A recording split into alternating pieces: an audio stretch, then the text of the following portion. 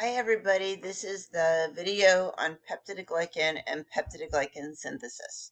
We're going to start out by talking about what peptidoglycan is, and then go through the steps to make it, and then we'll talk about how antibiotics can interfere with those steps, and so that'll be how the antibiotics are effective against the bacterial cell wall, except not in the mycoplasma, right? No wall.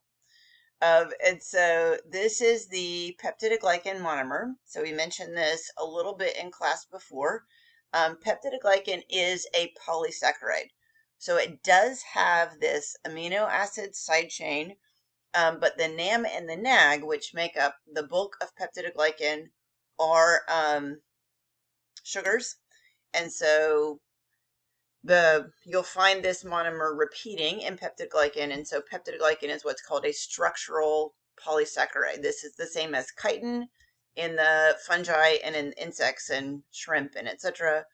Cellulose in the cell wall of plants is a structural polysaccharide, and so a lot of the cell walls are going to be made of polysaccharides. In general, these are quite difficult to digest, but anyway, it's a little bit of a sidetrack.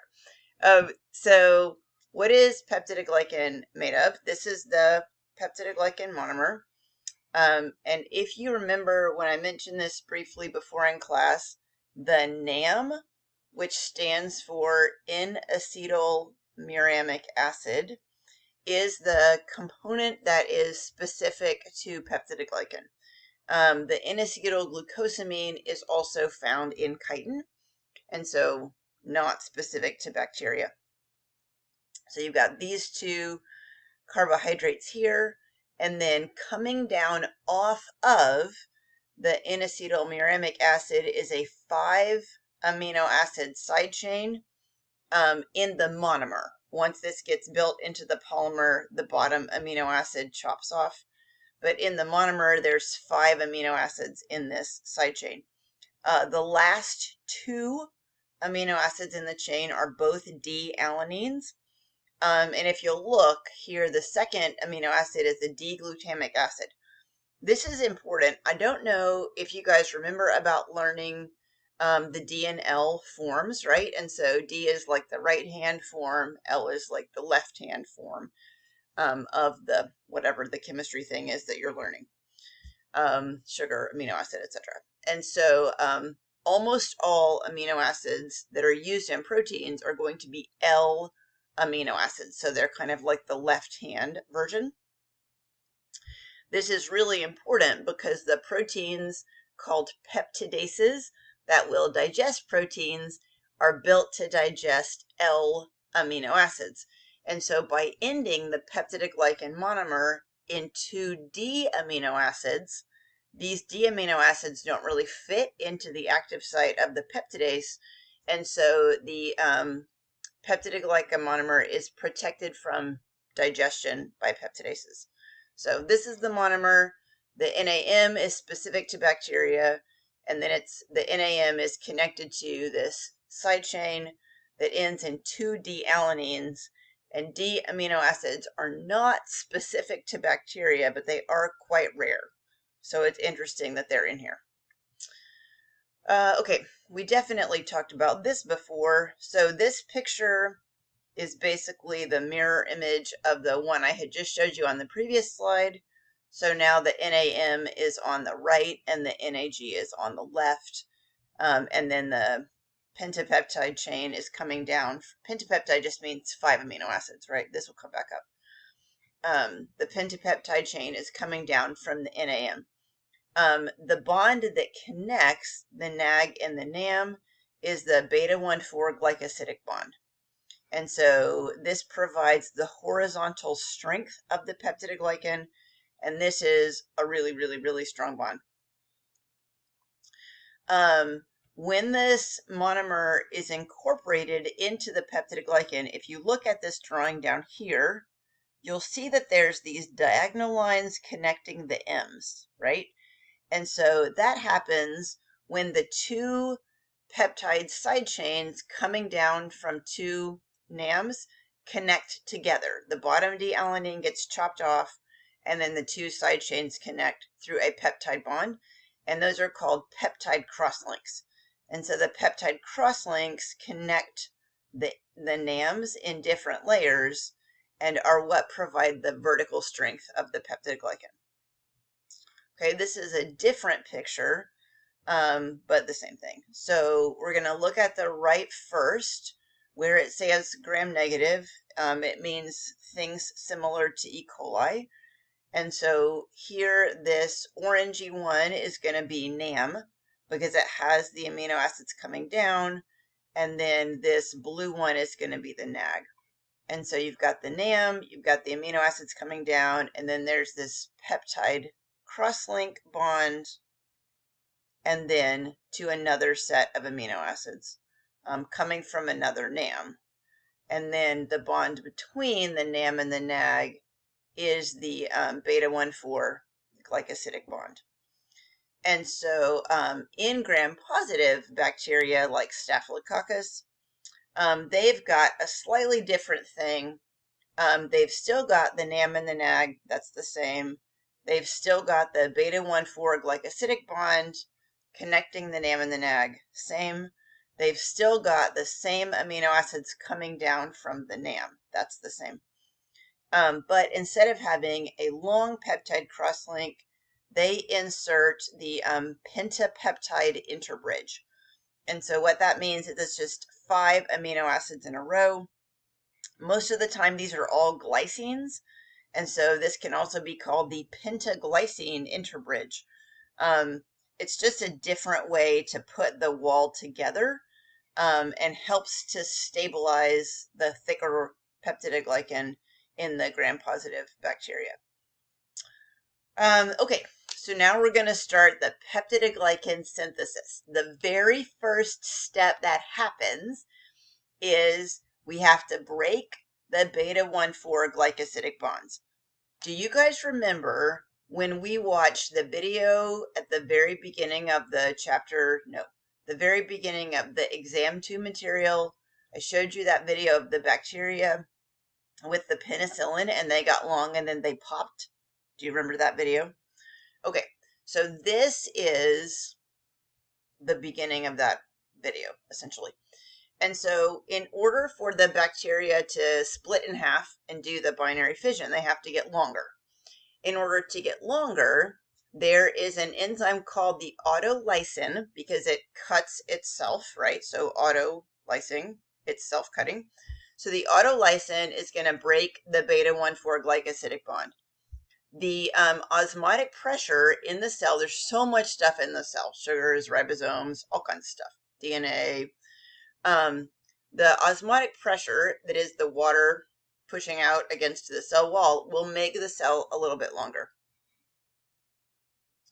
And then the rest of the peptidoglycan steps will import a peptidoglycan monomer into this new gap. Okay, so the autolysin cuts, and then the, I used to have a different picture about the cicada in here. If you're like, what in the world?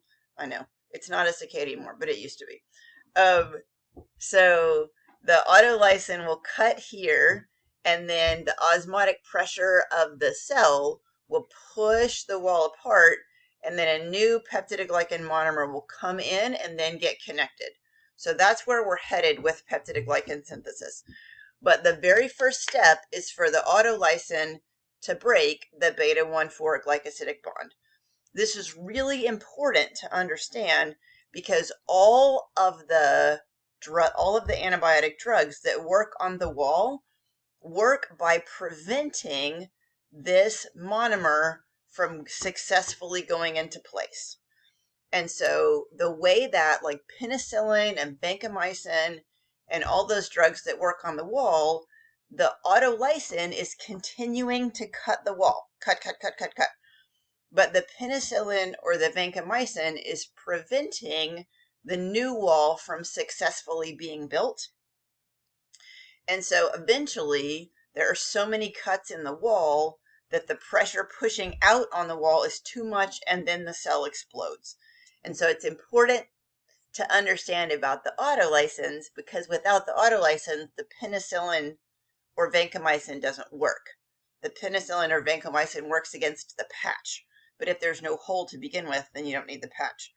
So I just think that's interesting, and I wanted you guys to understand that. So step 1, auto license. Do you remember when I told you that, like, how people used to, like, spit on the wound, or like your mom or something if you're hiking and you don't have, anything else?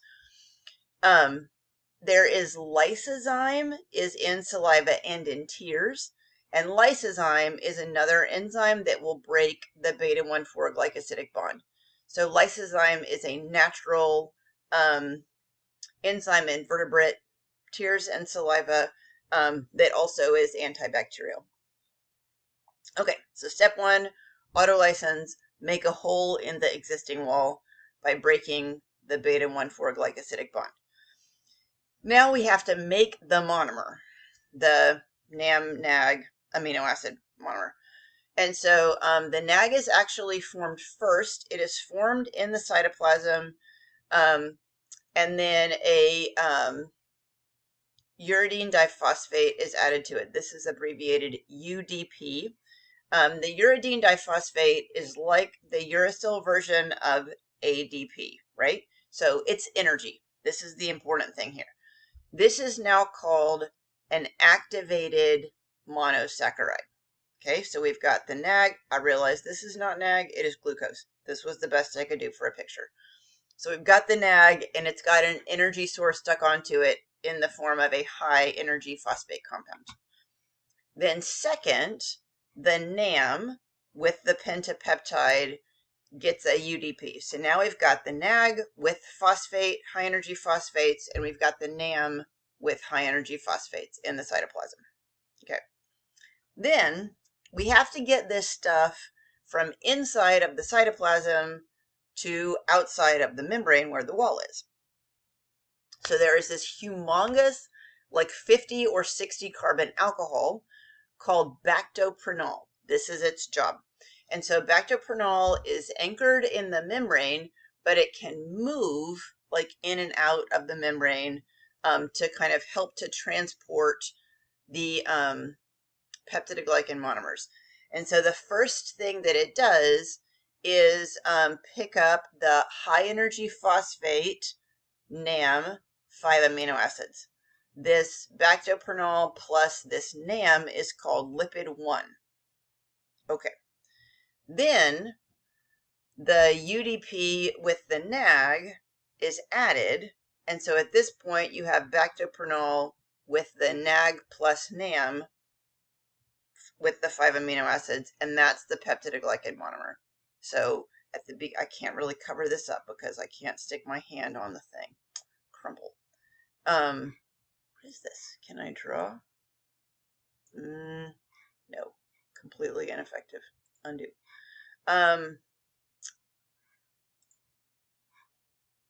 No. Bother. I'm just going to give up on that. Okay. So the NAM with the 5 amino acids adds to the bactoprenol first, and then the NAG adds to the bactoprenol second. And so the bactoprenol plus the entire monomer is called lipid 2. The high energy phosphates help to give energy to make the beta-1,4 glycosidic bond. Okay, so we have successfully made the peptidoglycan monomer. It is now in the cytoplasm. So the bactoprenol is going to help to, I know it shows it moving. It doesn't really move. It really stays in the membrane, or part of it stays in the membrane. It's giant. So the bactoprenol is going to move the peptidoglycan now from inside of the cytoplasm to the other side of the plasma membrane. There it goes. And then bactoprenol gets like flipped back into the cytoplasm in order to build another peptidoglycan monomer and shuttle it back over. So once this monomer is dropped off, then the bactoprenol goes, well, just kind of turns around essentially. Okay, so now we have cut the hole, we have built the monomer in the cytoplasm, we have moved the monomer out of the cytoplasm, and we are ready to clip the monomer into the existing wall. We have two bonds that we need to make, right? We have the horizontal strength bond, the beta-1,4 glycosidic bond between the existing wall and the new monomer. And then we have the peptide crosslink that needs made. And so there are going to be two different types of enzymes that do this job. And it can be either two physically different enzymes or one gigantic enzyme with two different active sites on it. So the first one, the first active site or the first enzyme that we need is called a glycosyl transferase, which is also called a glycosylase, same thing. And it is going to form the beta-1,4 glycosidic bonds. These glycosyl transferases are called penicillin binding proteins because if you add penicillin, it binds here and prevents these from working. So this is how they first discovered these. They were like, oh, these are the things that penicillin binds to and it breaks the bacteria. We will call them penicillin binding proteins. So that's why they're called that. It's just like a thing people call them. The bacteria doesn't care. So the glycosyl transferase or the glycosylase, same thing, makes the beta-1,4 glycosidic horizontal strength bond. These ones right here. Okay. Kind of around the same time, the transpeptidases will form the peptide crosslinks. So here comes in the new monomer with its 5 amino acids. The last 2 are D-alanines. Okay.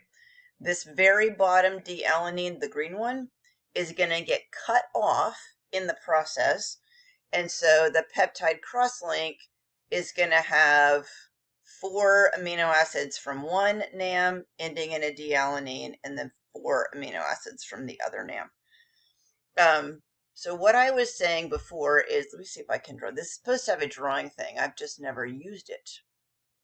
We'll try pink. Okay. So in some bacteria, you have like the glycosylase and then you have the separate transpeptidase, where this does the beta-1,4 glycosidic bond and this does the peptide crosslink. In some bacteria, you've got like this type situation where one end of the enzyme is the glycosylase and the other end is the transpeptidase. And so in some cases, oh, crisis. I don't know how to make that come back. Sorry, I hope you got that. In some cases, the glycosylase and the transpeptidase are separate enzymes, but in some cases, there are like two things happening on the same enzyme. Penicillin will bind both of those. And so penicillin both prevents the beta-1,4 glycosidic bonds from happening and prevents this peptide crosslink bond from being formed. So penicillin binding proteins. Okay. This is just another diagram of transpeptidation. If you would like to study it more, you can see the glycine interbridge right here. So if everything goes well, I don't know, I don't have a blank. I should have put a blank. If everything goes well in the bacteria, then the autolysin breaks the beta-1,4 glycosidic bonds. The pressure from the cell pushes the wall apart, and then the NAG is made in the cytoplasm. Then the NAM is made with the 5 amino acids. The bactoprenol picks up the NAM first and then adds the NAG to make the peptidoglycan monomer. And then the monomer gets moved out of the plasma membrane and then attached to the existing wall using the glycosylases or glycosyl transferases to make the beta-1,4 glycosidic bonds and the transpeptidases to make the peptide crosslinks. So that's the way penicillin, peptidoglycan synthesis is supposed to work. As you guys know, we've talked about before, the wall is the most significant antibiotic target in bacteria. And so these are the places you can break this process. Okay, so I've already mentioned penicillins. Penicillins, we'll come back to the other slide in just a second. Penicillins are what are called beta-lactams. So these are all beta-lactams. Beta-lactams have this square ring with the nitrogen and the double bond oxygen. This thing right here is the beta-lactam ring. That is what makes something a beta-lactam antibiotic. This jams up the glycosylase and the transpeptidase. So they can be penicillins or cephalosporins or carbapenems, whatever. There's a bunch of different beta-lactams. They come, I'm like quickly reading, from other bacteria and fungi. We'll talk more about this later. Ooh, this one comes from Pseudomonas. Exciting. Okay. So penicillins and other beta-lactams will break the ability to make these bonds. So if you take penicillin, then you create the new monomer and you move it into place, but it cannot be connected. And so then again, the autolysin is continuing to cut. And so then there's so much pressure on the wall, the cell just falls apart. Some bacteria have developed what are called beta-lactamases, which are enzymes that can destroy beta-lactams. And so those bacteria are going to be resistant to penicillin. And so then some penicillins have like anti-beta-lactamases included in them. Anyway, so that's thing one, penicillin. Thing two, vancomycin. And so if you've got a, like you guys maybe have heard of MRSA, right? So MRSA is methicillin resistant Staph aureus. Methicillin is a type of penicillin, so it's a beta-lactam antibiotic. If you have a person that has MRSA, you can maybe give them vancomycin. Unless the staph is multi-drug resistant, then probably not. But what vancomycin does is penicillin will bind to the enzyme, the transpeptidase enzyme that is doing this binding. Vancomycin will physically bind to the 2D-alanines on the monomer and block the transpeptidase from even coming there. And so vancomycin prevents transpeptidation, but it does not interact with the enzyme. It binds to the D-alanines. And then a third class of antibiotics, the bacitracins, prevent bactoprenol recycling. And so you make, in that case, you make the monomer inside the cytoplasm, but you cannot get it out.